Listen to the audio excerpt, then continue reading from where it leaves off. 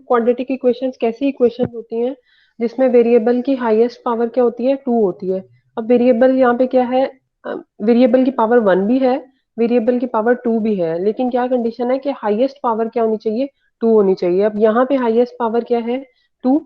General form में हमें किस तरह लिखते हैं, A X square plus B X plus सी।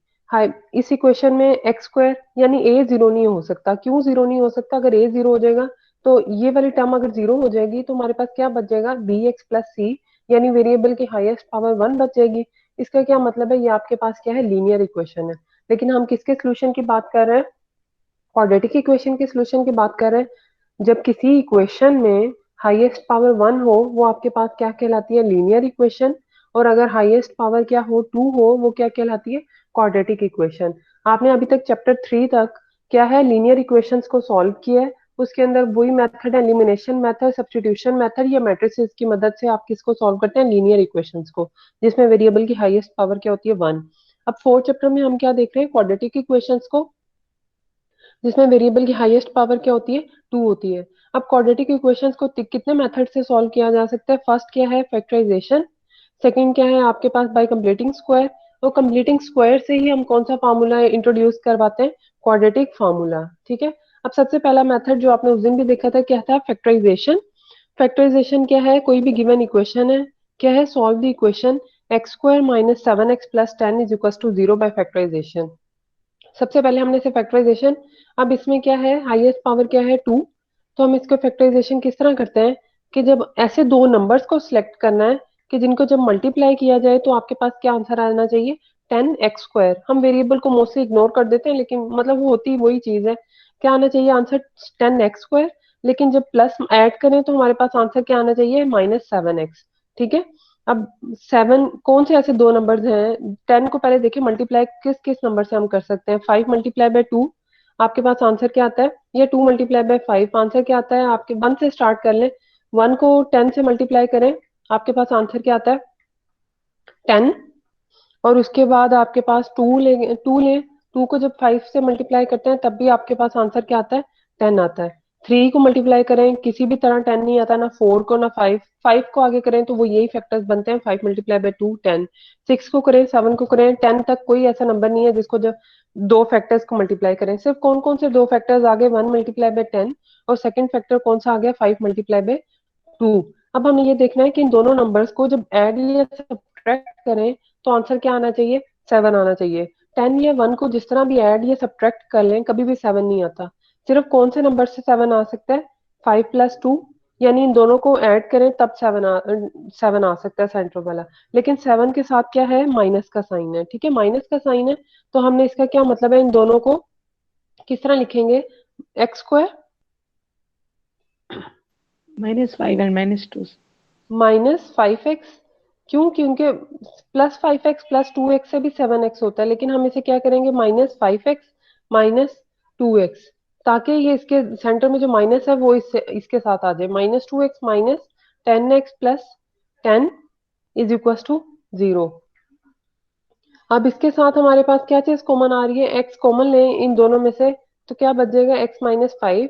इसमें से -2 कॉमन लें, -2 के लेने की वजह से यहाँ पे प्लस का साइन क्या हो जाएगा, माइनस। तो हमारे पास कौन से फैक्टर्स बन जाएंगे, x-2 x-5। दोनों चीजें इक्वल टू 0 है। इसका क्या मतलब है, हम किस तरह कंडीशन लगाते हैं, a b is equal to 0, या a 0 है या फिर b। तो यहाँ पे हम क्या कहेंगे, x-2 0 है, या फिर x-5 इज इक्वल टू 0। तो गिवन सॉल्यूशंस, x की वैल्यू क्या आ जाएगी, 5, एक्स की वैल्यू क्या आ जाएगी, 2 आ जाएगी। तो हम क्या कहेंगे, दो सॉल्यूशंस एग्जिस्ट करते हैं।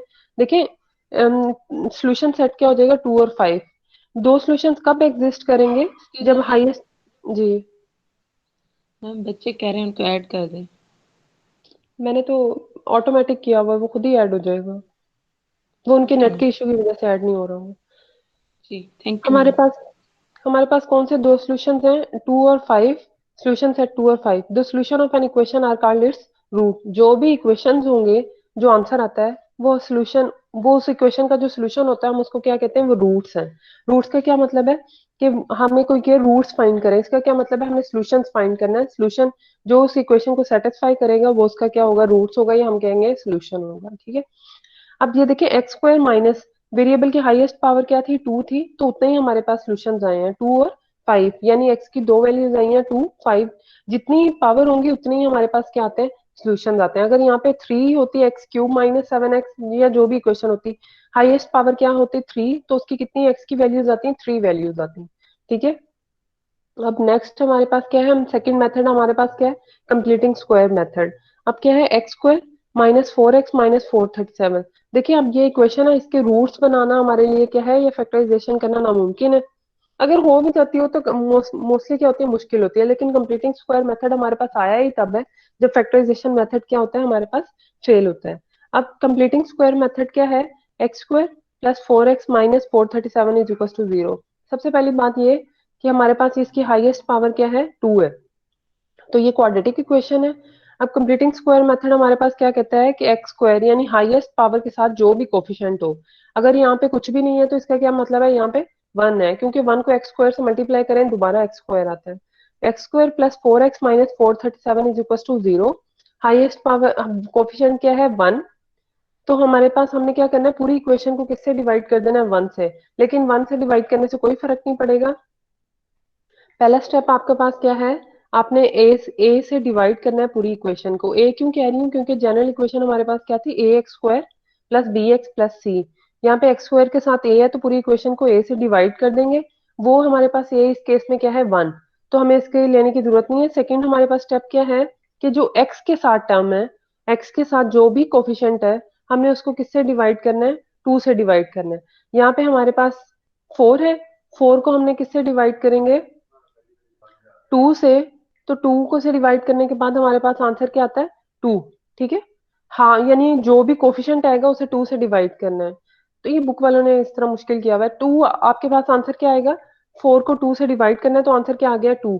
अब जो आंसर आएगा उसके स्क्वायर को हमने क्या करना है, ऐड भी करना है, और स्क्वायर को क्या करना है, सब्ट्रैक्ट भी करना है। 2 स्क्वायर माइनस 2 का स्क्वायर, यानी उसके स्क्वायर को ऐड भी करना है और सब्ट्रैक्ट भी करना है। सब्ट्रैक्ट क्यों करना है, ताकि हमारे पास इक्वेशन लास्ट वाली ही रहे कि हमारे पास पिछली इक्वेशन क्या है, यानी जो चीज ऐड करते हैं वो सब्ट्रैक्ट भी करते हैं। इक्वेशन का रूल है ना मैथ्स में कि जो चीज ऐड करते हैं वो सब्ट्रैक्ट भी करते हैं, जो मल्टीप्लाई करते हैं वो डिवाइड भी करते हैं, ताकि इक्वेशन क्या रहे, पिछले वाली ही रहे, यानी बैलेंस्ड रहे। हमारे पास क्या हो जाएगा, 2 स्क्वायर माइनस 2 प्लस 2 का स्क्वायर ऐड भी कर दिया और 2 का स्क्वायर क्या कर दिया है, सब्ट्रैक्ट भी कर दिया। 2 का स्क्वायर ऐड किए, हमने ऐड वाली टर्म को इस साइड पे रखा है। क्या किया है, 437 को इक्वेशन के दूसरी साइड पे ले गए हैं, क्या हो गया 437। अब जो सब्ट्रैक्ट किया था वो इक्वेशन के दूसरी साइड पे ले गए, माइनस उधर जाके क्या हो गया, प्लस हो गया। ठीक है, अब प्लस हो गया, हमने माइनस वाली साइड तब कब यहाँ पे रखेंगे, तब जब 4x के साथ क्या होगा, माइनस होगा, ताकि हमारे पास फॉर्मूला क्या बने, x माइनस 2 वाला। एक्स स्क्वायर प्लस, हमने प्लस वाली साइड या प्लस 2 स्क्वायर क्यों यहाँ पे रखा है, क्योंकि हमारे साथ 4x के साथ क्या था, प्लस था। अगर 4x के साथ माइनस होता तो हमने माइनस वाली टर्म इधर लिखनी थी और प्लस वाली साइड दूसरी साइड पे ले जानी थी।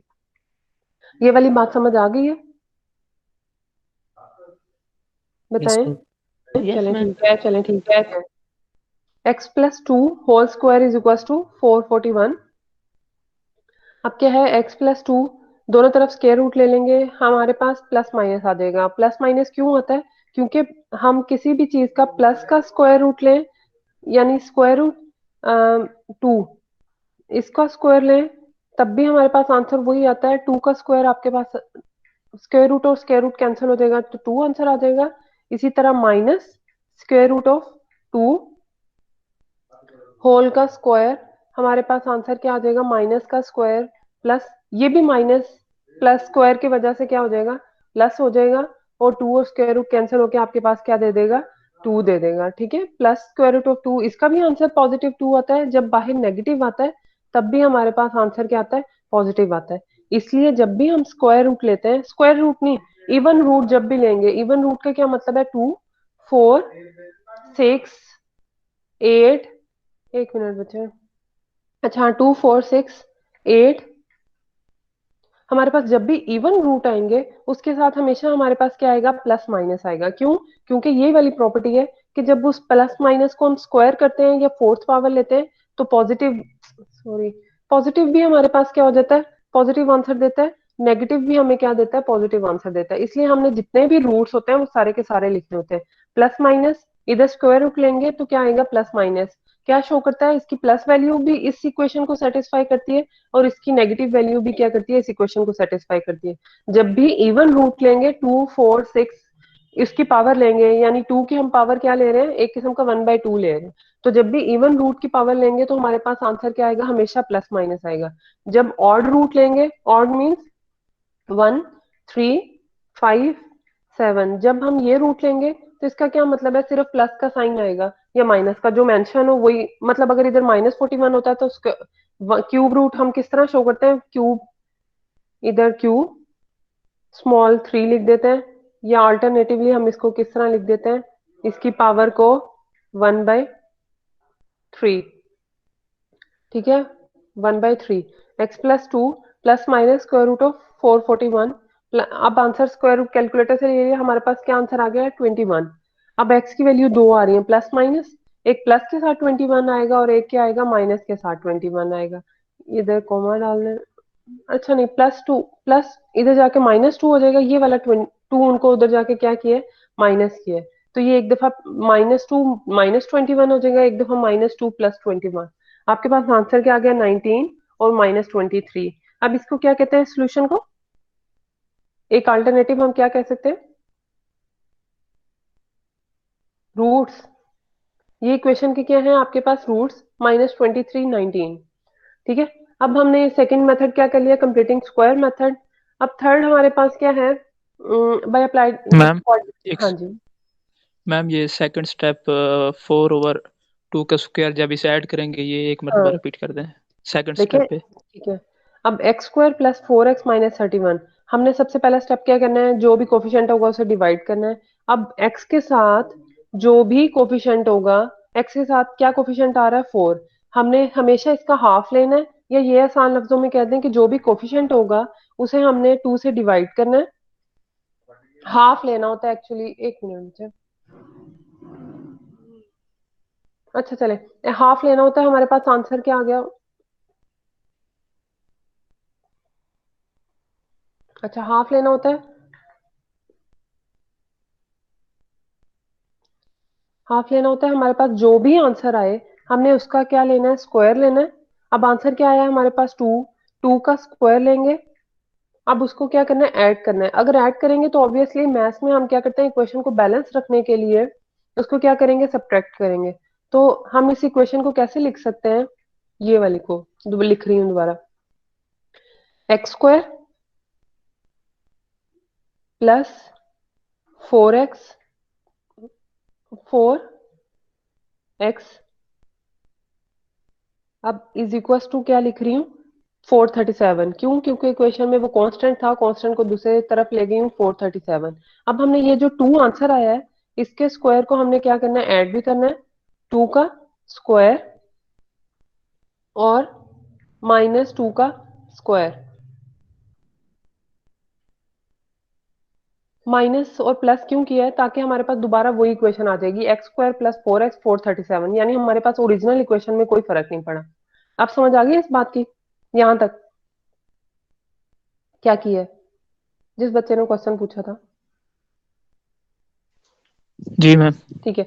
अब हमने ये वाली टर्म को इस साइड पे रखेंगे और -2 को दूसरी साइड पे ले जाएंगे। अब माइनस को क्यों दूसरी साइड पे लेके जा रहे हैं, क्योंकि x के साथ क्या है, प्लस। अगर x के साथ माइनस होता तो हमने माइनस वाली टर्म को इस साइड पे रखना था और प्लस वाली टर्म को दूसरी साइड पे। क्यों, a - b² का फॉर्मूला बनाने के लिए, या a + b² का फॉर्मूला बनाने के लिए।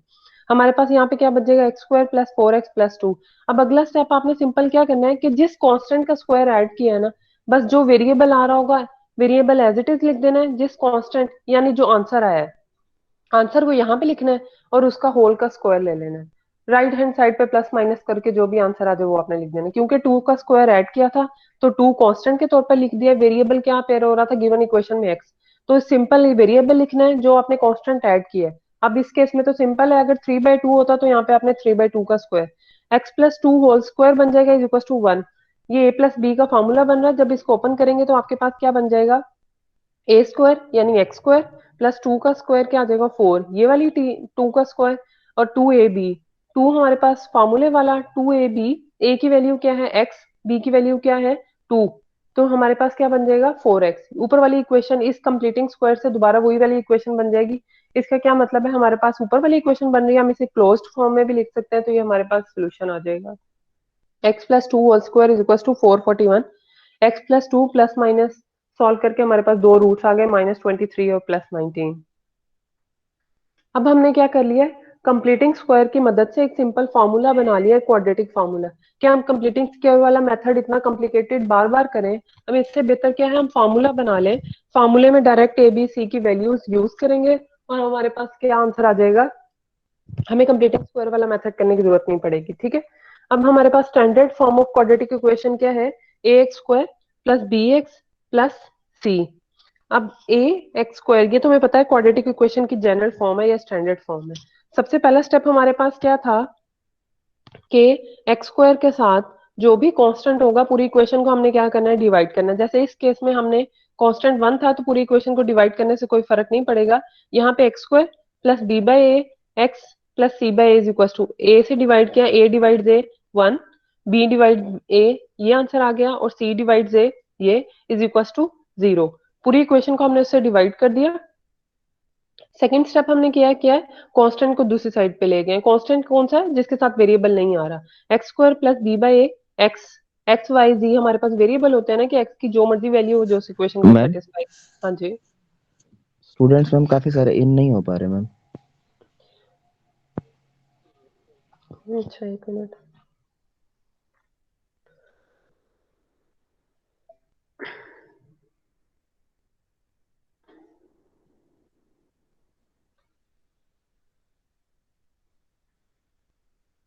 कोई भी नहीं है वेटिंग रूम में, हो गए, अब उनसे पूछे।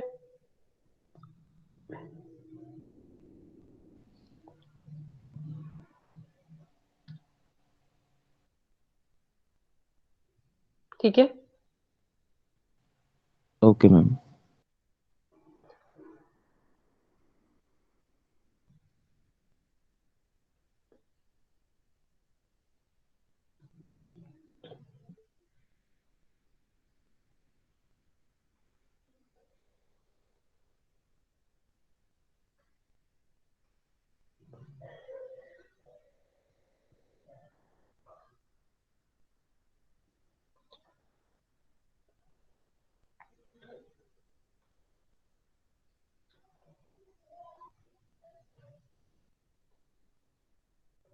अच्छा अब हमारे पास सेकंड स्टेप क्या था कि हमने क्या करना है,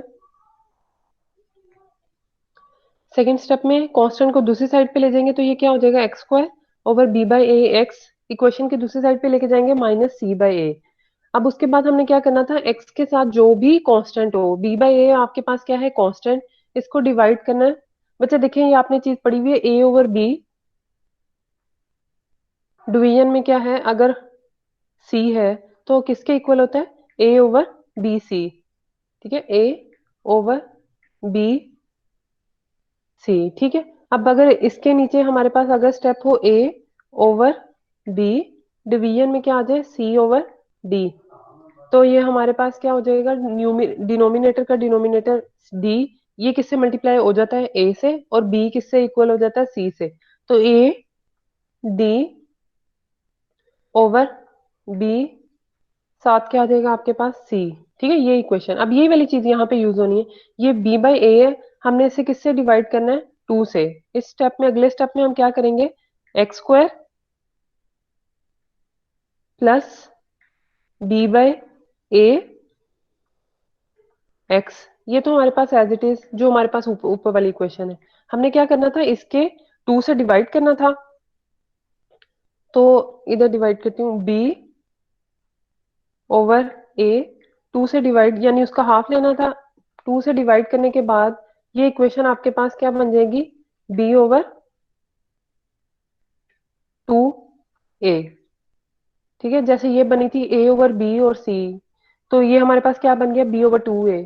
तो इसके स्क्वायर को हमने क्या करना है, ऐड भी करना है और सब्ट्रैक्ट भी करना है। जैसे पिछली स्लाइड में हमारे पास क्या था, सिंपल फोर था, तो फोर को टू से डिवाइड किया, तो उसके टू के स्क्वायर को ऐड भी किया और सब्ट्रैक्ट भी। लेकिन यहाँ पे फोर की बजाय क्या है, बी ओवर ए। ए कहाँ से आया, एक्स स्क्वायर का साथ जो भी कांस्टेंट है, उसको जब टू से डिवाइड करेंगे तो हमारे पास क्या आ जाएगा, बी ओवर टू ए। अब इसके स्क्वायर को क्या करेंगे, ऐड भी करेंगे और सब्ट्रैक्ट भी करेंगे। जो ऐड वाली टर्म, एडिशन वाली टर्म है, वो इस साइड पे रहेगी। क्यों? क्योंकि एक्स के साथ क्या था, पॉजिटिव टर्म थी। और नेगेटिव वाली टर्म उस साइड पे चले जाएगी। ये कांस्टेंट है minus C by a, subtraction वाली बी ओवर फोर ए स्क्वायर दूसरी साइड पे चला गया। अब एलसीएम लेंगे, ये तो हमारे पास वही फॉर्मूला बन गया, जो वेरिएबल आ रहा है एक्स और जो कांस्टेंट हमने ऐड और सब्ट्रैक्ट किया उसको लिखना है बी ओवर टू ए को ऐड और सब्ट्रैक्ट किए, तो इसको कंप्लीट को क्या कर देंगे, स्क्वायर कर देंगे। तो ये दोबारा हमारे पास कौन सी चीज बन जाएगी, ये वाली, जो इसकी इक्वेशन जब स्क्वायर ओपन करेंगे। और राइट हैंड साइड पे हमारे पास क्या है, B square four A square minus C by ए।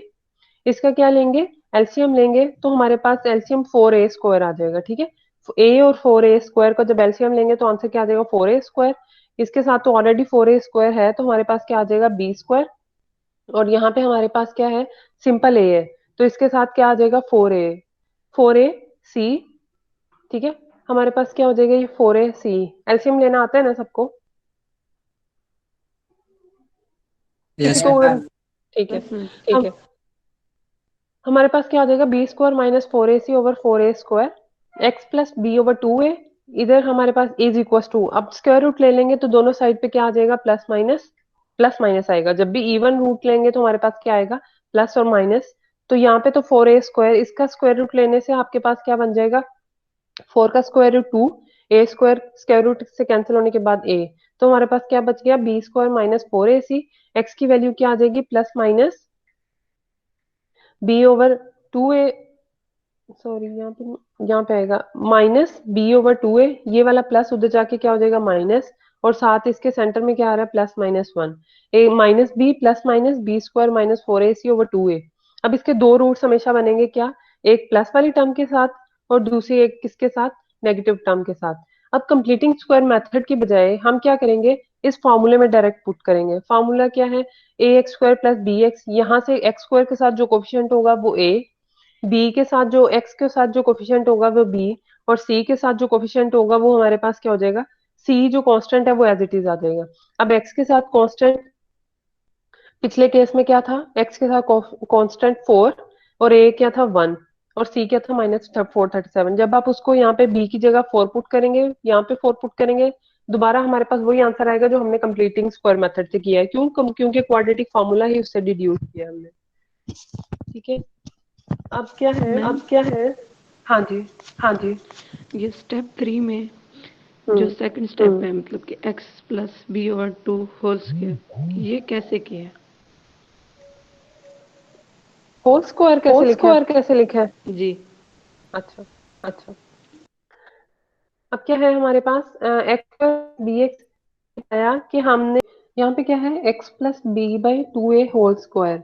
ये अब हमने कैसे लिखा है कि मैंने बताया था कि इस वाली इक्वेशन को हमने कैसे क्लोज फॉर्म में लिखना है, कि जो भी वेरिएबल, क्लोज फॉर्म मीन्स ए प्लस बी होल स्क्वायर की फॉर्म में, कि जो भी वेरिएबल आ रहा होगा, एक्स वेरिएबल आ रहा है, x variable as it is लिखेंगे, प्लस जो हमने कांस्टेंट ऐड किया है उसका स्क्वायर को ऐड भी किया और सब्ट्रैक्ट भी किया है, तो हमने वैसे ही लिखेंगे बी बाई टू ए। इस कांस्टेंट के स्क्वायर को हमने क्या किया था, ऐड भी किया था और सब्ट्रैक्ट भी किया था, x plus B by whole square. जो वेरिएबल आ रहा होगा, यहाँ पे एक्स है तो हमने एक्स लिख दिया। अगर यहाँ पे वाई गिवन होता तो हम क्या लिखते, वाई लिखते, y plus two by b whole square. जो कांस्टेंट मींस जैसे इसमें हमारे पास कांस्टेंट क्या आ रहा था, टू आ रहा था, फोर को टू से डिवाइड करने के बाद टू आ रहा था, तो हमने इसके स्क्वायर को क्या किया था, ऐड भी किया था और सब्ट्रैक्ट। और इसको क्लोज फॉर्म में कैसे लिखा था, एक्स एज इट इज जो वेरिएबल गिवन है, प्लस का साइन टू और इसका स्क्वायर। ठीक है, इस तरह लिखा था। आप जब जनरल फॉर्म में लिख रहे हैं, एक्स वेरिएबल है, plus two by B by two A, इस कांस्टेंट, क्योंकि बी बाई ए एक्स के साथ कांस्टेंट था, इसको जब टू से डिवाइड किया तो आंसर क्या आ गया, बी बाई टू ए। इसका स्क्वायर ऐड भी किया था और सब्ट्रैक्ट भी। तो कंप्लीट फॉर्म में इसे किस तरह लिखेंगे, variable x plus B by two a whole square. अंदर पावर नहीं आनी चाहिए, अंदर सिर्फ ए प्लस बी, यानी इसको हमने किस फॉर्म में लिख देते हैं, ए प्लस बी होल स्क्वायर। इसको जब ओपन करेंगे तो दोबारा ये ऊपर वाली चीज बनती है, इस कंप्लीटिंग स्क्वायर को जब ओपन करेंगे तो ऊपर वाली चीज बनती है। जिस स्टूडेंट ने क्वेश्चन पूछा तो उन्हें समझ आ गई? Yes ma'am, thank you ma'am. अच्छा, नेक्स्ट अब हमारे पास क्या है, आपने solve the 8x² minus 14x minus 15 by using the quadratic formula.